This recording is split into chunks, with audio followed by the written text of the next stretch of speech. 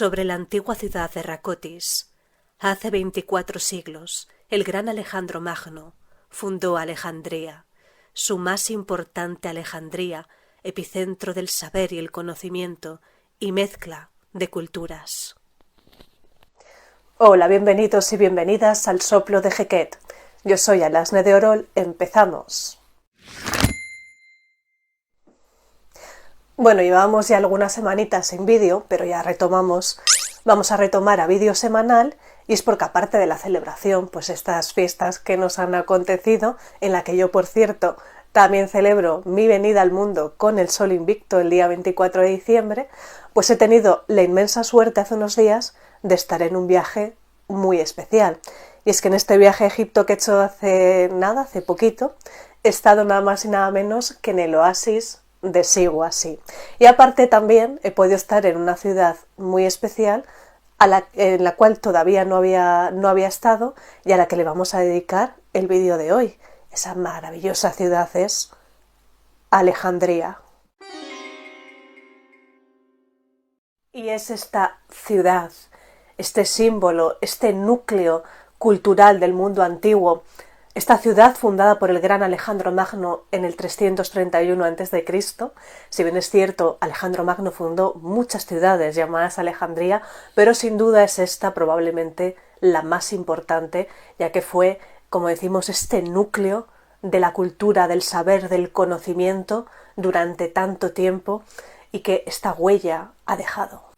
La mítica y grandiosa Biblioteca de Alejandría, desgraciadamente destruida, se convirtió en uno de los iconos del saber del mundo antiguo.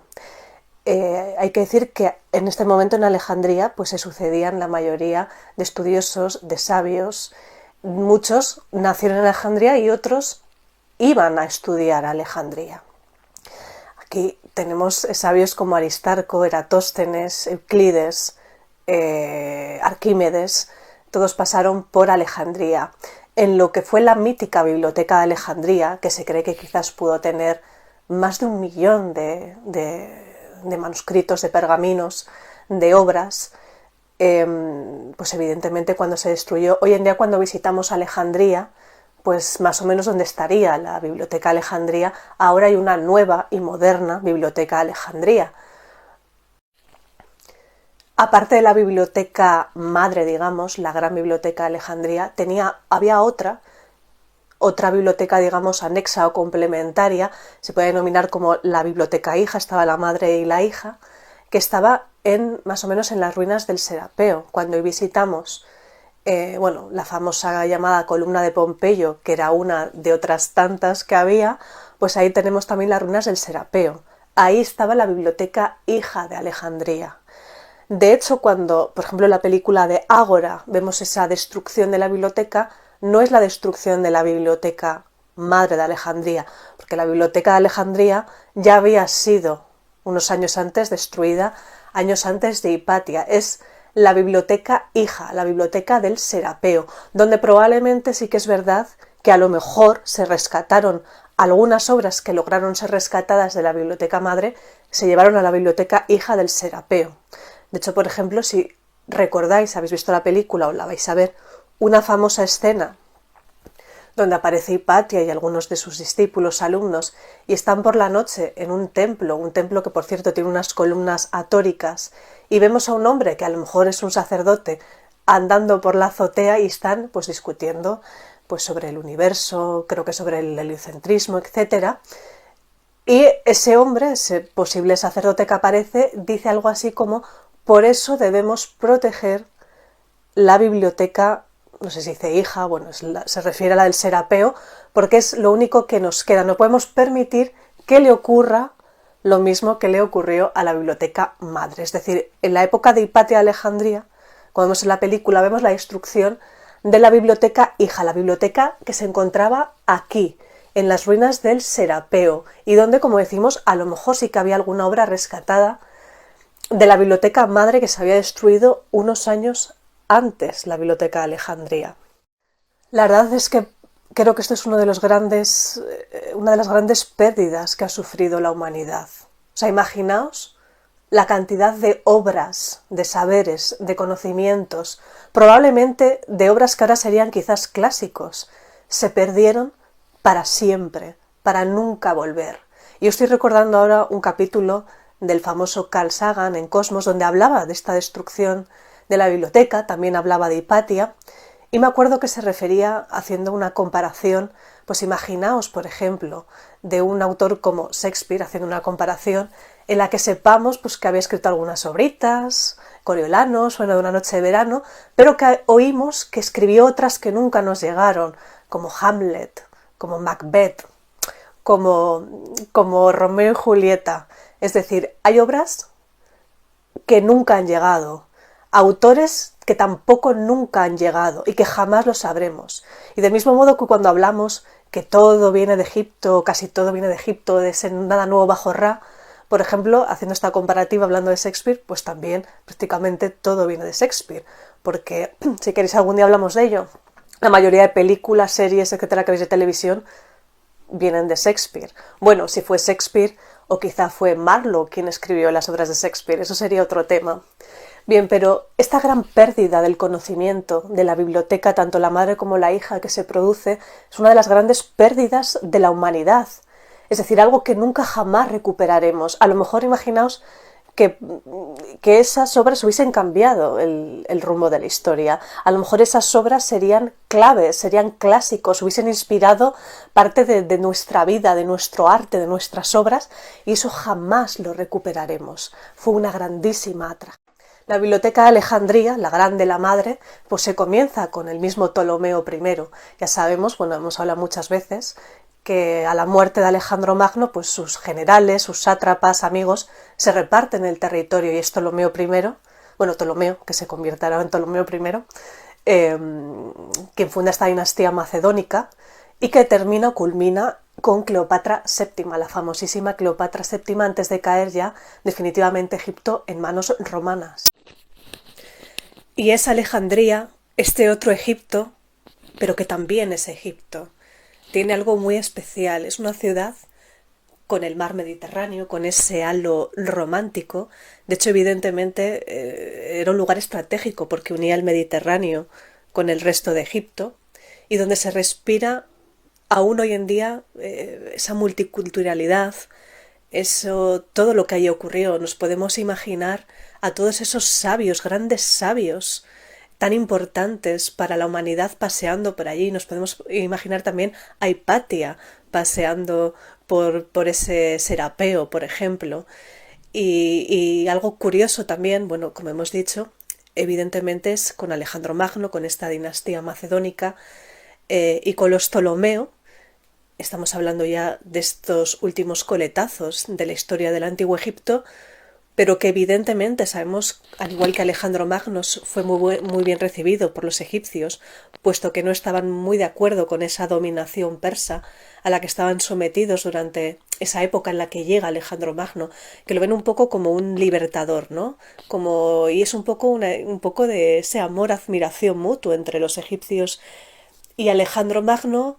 Es un poco pues esa colonia griega que años después un poco se ha mantenido, porque si bien es cierto, pues había muchos griegos, ahora no hay tantos, pero todavía hay una pequeña e importante comunidad griega en la ciudad de Alejandría, y esto también es historia de Alejandría, todos esos negocios griegos que están completamente sincretizados en Alejandría, en lo que es Egipto. Y me voy haciendo una recomendación muy curiosa a una pastelería que es la mítica pastelería de Leeds de Alejandría, que se fundó en el año 1922, solo hay una y solo ahí está en Alejandría, y es uno de los lugares más míticos donde van tanto los alejandrinos, egipcios evidentemente, como turistas, y os lo recomiendo porque son unos pasteles completamente deliciosos. Y es tanto el de Lis como otras pastelerías y negocios griegos que aún están en Alejandría, al igual que vemos muchísimos edificios maravillosos de estilo griego y que tiene que ver con esa mezcla y con esa sincretización de esta ciudad de Alejandría entre lo griego y lo egipcio. Y hablando también de esta mezcla de esta sincretización, de esta multiculturalidad, de esta mezcla de lo griego con lo egipcio, tan maravillosa que dio esta eclosión, esta explosión, y que es este símbolo aún hoy en día de lo que es la ciudad de Alejandría, nos vamos, por ejemplo, a uno de los sitios más interesantes para visitar en la ciudad de Alejandría, que son las catacumbas de Kom el Sokafa. Estas catacumbas tienen un estilo absolutamente alucinante. Es algo muy extraño y muy bonito, porque se nota una mezcla de estilos entre lo egipcio, vemos dioses egipcios, con dioses griegos y un estilo grecorromano, podríamos decir.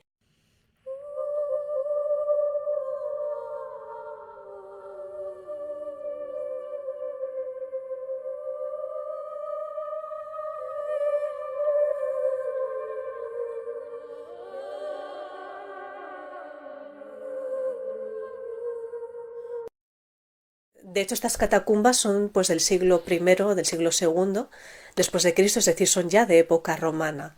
Y en estas catacumbas de época romana de Alejandría vemos este estilo tan increíble y tan un poco extraño, pero también bonito, a mí me encanta, entre lo egipcio y lo grecorromano, podríamos decir. De hecho, vemos dioses egipcios como Anubis, que un poco sería este Hermanubis también, mezclado con el dios Hermes, y vemos también vemos medusas, vemos mucha mezcla de dioses y de símbolos egipcios con símbolos griegos, grecorromanos, podríamos decir. Es un sitio increíble, muy interesante para visitar en esta ciudad de Alejandría. Y también fruto de esta mezcla de culturas, de esta sincretización, nos vamos a una época mucho más moderna. Nos vamos al siglo XX y vamos a ver otro de los iconos culturales hoy en día en Alejandría, que es el poeta Cavafis.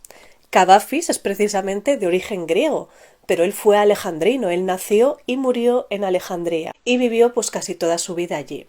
He tenido la oportunidad también en este viaje a Alejandría en visitar su casa.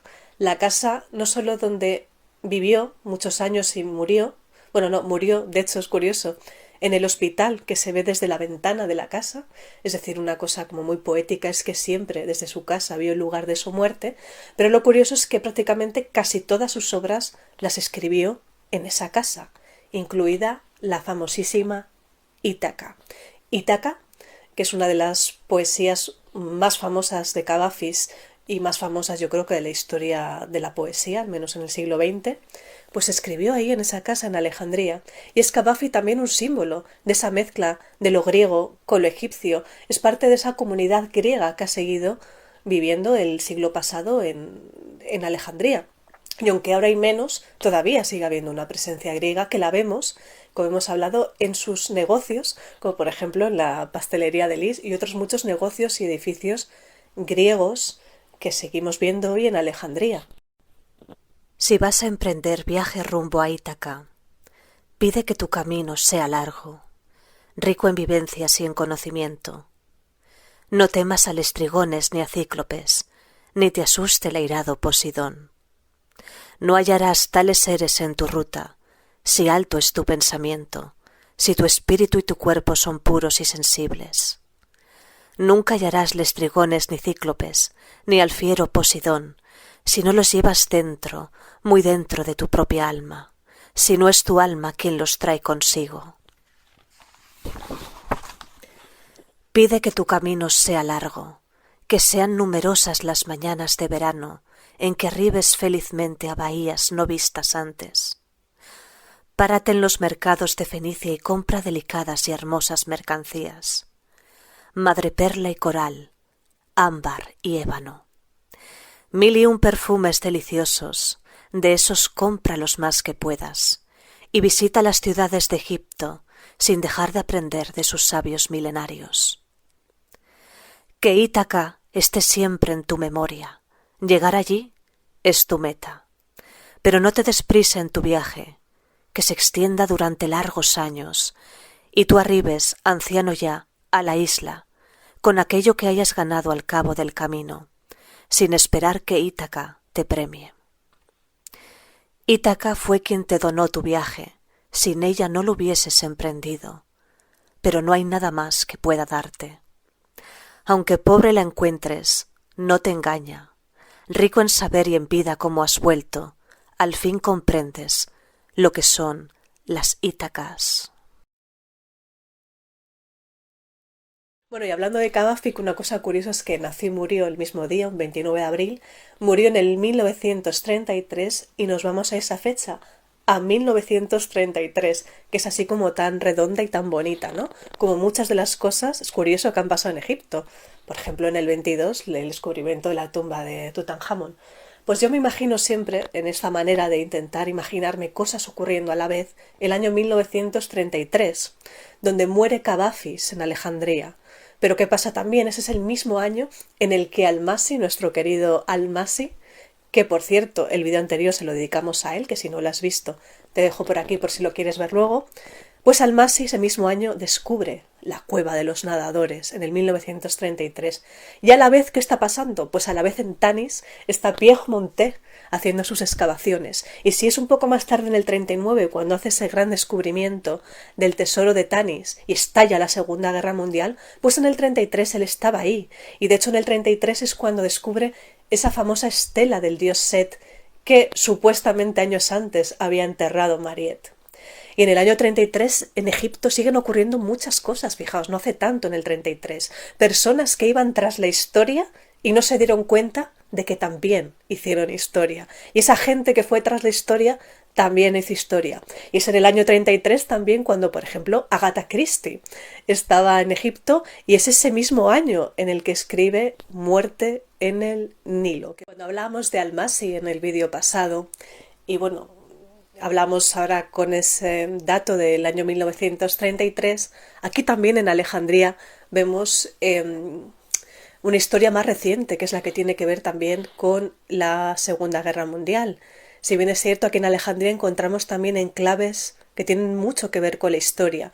Por ejemplo, el Hotel Cecil es el hotel donde se solía quedar Montgomery, que se enfrentó a Erwin Rommel, el zorro del desierto, que eran los alemanes, y Montgomery eran los británicos. Y todavía hoy se puede ir a tomar algo al bar donde iba Monty, donde iba Montgomery. Mismamente luego el otro hotel donde yo me quedé también fue un enclave para los británicos.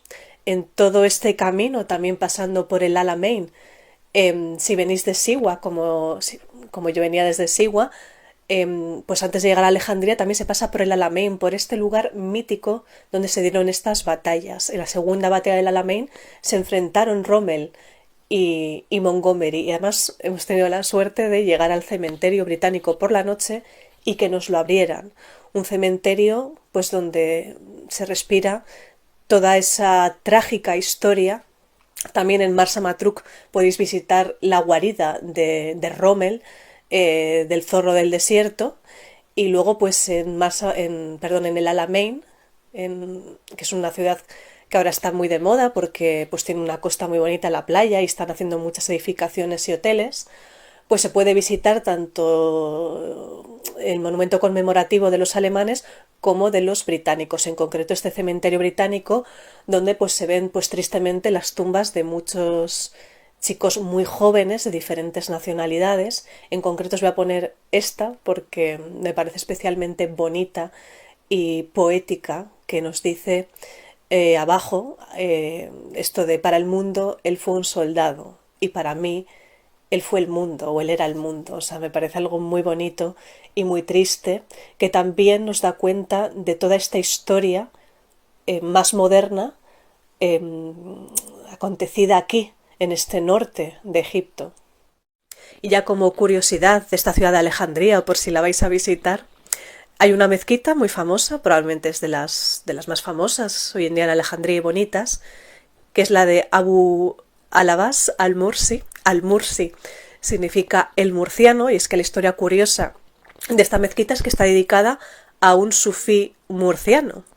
Y es que este hombre, que nació en el siglo XIII en lo que sería más o menos Murcia ahora, pues acabó en Alejandría en un viaje que hizo a la Meca. Sus padres, nos cuenta la historia un poco, que debieron morir en un accidente del barco que se hundió, y él al final, pues este maestro sufí, que es muy interesante el sufismo, pues además fue un hombre muy interesante, pues hizo un poco fama aquí en Alejandría, donde fue reconocido, y al morir pues se le hizo su tumba, y siglos después, en concreto fue en el 17 creo, donde se construye sobre su tumba esta bonita mezquita, que es la mezquita de Al-Mursi, del murciano, que si vais a Alejandría pues la podéis visitar.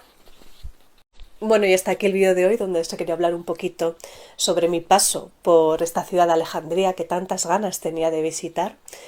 Y bueno, pues no os la podéis perder si vais y sentir un poco el peso de la historia, de las diferentes capas de la historia que tiene esta ciudad, y que espero que os haya gustado. No olvides darle un like, suscribirte si no estás suscrito, y que nos vemos muy muy pronto, esta vez sí, con más historias del antiguo Egipto. Nos vemos.